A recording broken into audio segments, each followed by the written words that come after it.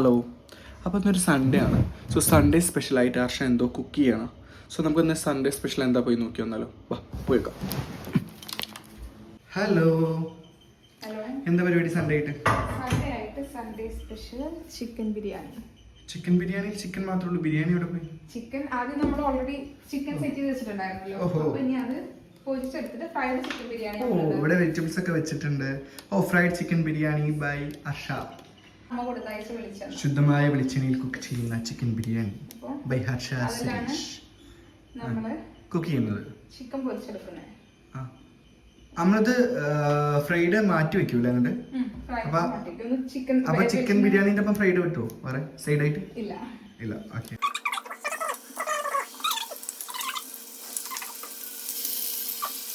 ഇവിടെ നടക്കുന്നു. ചോറ് ഉണ്ടാക്കാൻ ആദ്യം നെയ്യ് ഒഴിക്കാം. പാത്രം ചൂടായ ഉടനെ നെയ്യ് ഒഴിക്കുക. നെയ്യും വെളിച്ചെണ്ണയും നമ്മൾ ഒഴിക്കും കേട്ടോ. മിക്സാ. നെയ്യ് ഒഴിച്ചു, വെളിച്ചെണ്ണ ഒഴിക്കുന്നുണ്ട്. നെയ്യിന്റെ അതേ അളവില അല്ല, നമുക്കൊരു പിന്നെ ചിലര് ഇതില് ഡാൽഡ ഇടും. നമ്മൾ ഡാൽഡ ഇടുന്നില്ല. നമ്മൾ ഡാൽഡയ്ക്ക് എതിരാണ്. ഇത് മസാല, നമ്മുടെ ബിരിയാണി മസാല ഇല്ലേ, അത് അതിട്ടു.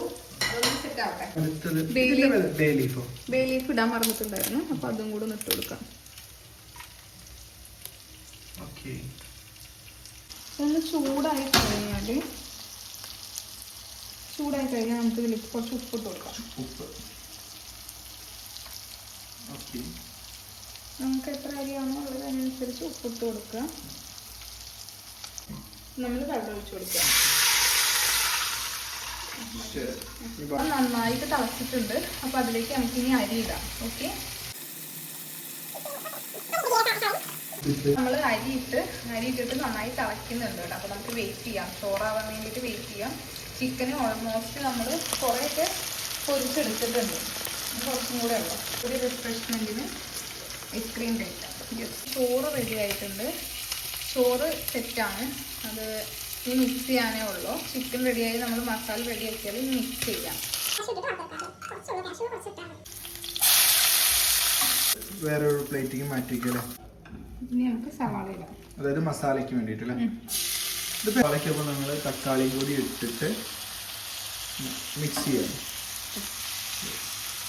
തക്കാളിയും പച്ചമുളകുമാണ് ഇട്ടിട്ടുള്ളത്. ഇത് നന്നായി മിക്സ് ചെയ്യാം.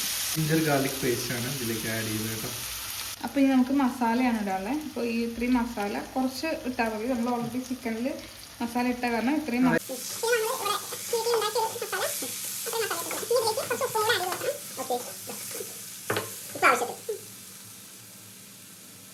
ഇതിലേക്ക് നമ്മൾ കുറച്ച് വെള്ളം ഒഴിച്ച് കൊടുക്കുക. ഈ മസാലയ്ക്ക് കുറച്ച് വെള്ളം ഒഴിച്ച് കൊടുത്തിട്ട് ഒന്ന് ഇങ്ങനെ ജ്യൂസി ആയി കിട്ടാൻ വേണ്ടിയിട്ട് നമുക്ക് ചിക്കൻ ഒന്ന് ഇട്ടിട്ട് ഇതിൻ്റെ കൂടെ ഒന്ന് സെറ്റ് ആവാൻ വേണ്ടിയിട്ട് കുറച്ച് വെള്ളം ഒഴിക്കും.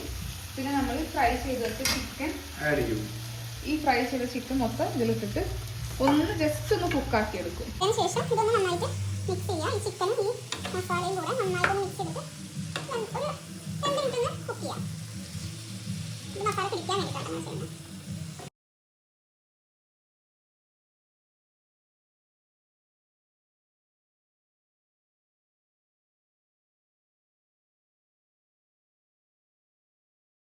ചോറ് മിക്സ് ചെയ്തുകൊണ്ടിരിക്കണം.